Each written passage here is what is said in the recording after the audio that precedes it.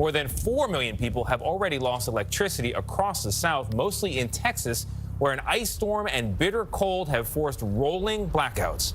It's cold. Kids around, trying to stay warm, fireplace, there's no firewood anywhere, no stores open. Many rush to hotels to keep warm. The temperature being so low, it gets so cold in my house so fast. While others turn to shelters. But in Houston, Mayor Sylvester Turner said space is running out. Because of COVID and the healthcare protocols, we simply can't take any more. We've gone significantly over and above what we had scheduled, what we had planned. We're hoping that tomorrow will be a better day, because how long can they deny us electricity? They know people are suffering.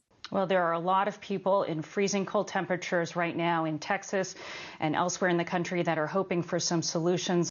Amid over 20 deaths and 4 million people left cold and in need of electricity for basic things like charging medical equipment that you may need to survive, what has been the response from politicians in Texas, as well as the Republican Party at large?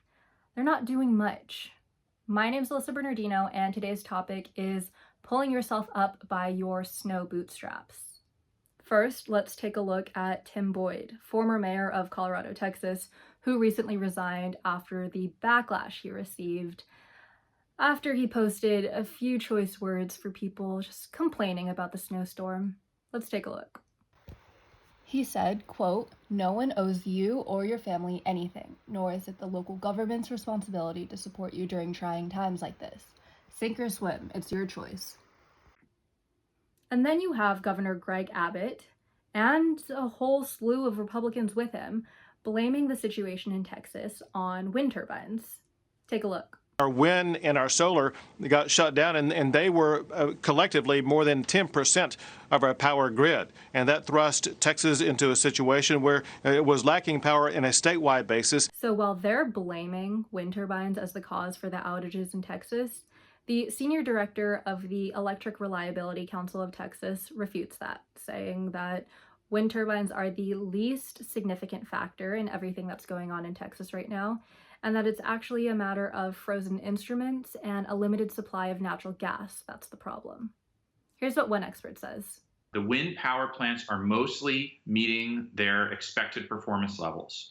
But what is not happening in Texas is that many of the thermal power plants, the plants that boil water to make electricity, like natural gas-fired power plants, coal-fired power plants, and at least one nuclear unit, are not producing energy. They're suffering outages, and that dwarfs the amount of wind resource that's not performing right now. So it really is a traditional power plant problem, not a clean energy problem. So why are supplies of natural gas limited, and how come thermal power plants aren't producing as they should?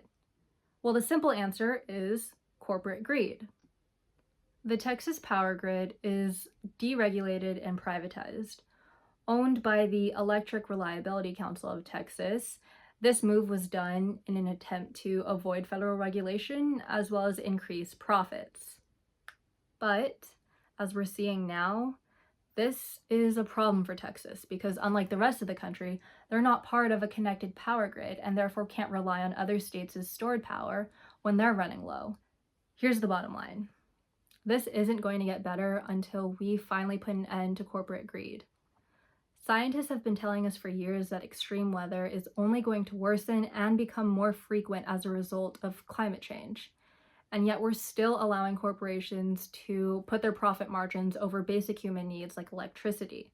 It's a classic case of corporate profit being put over human lives.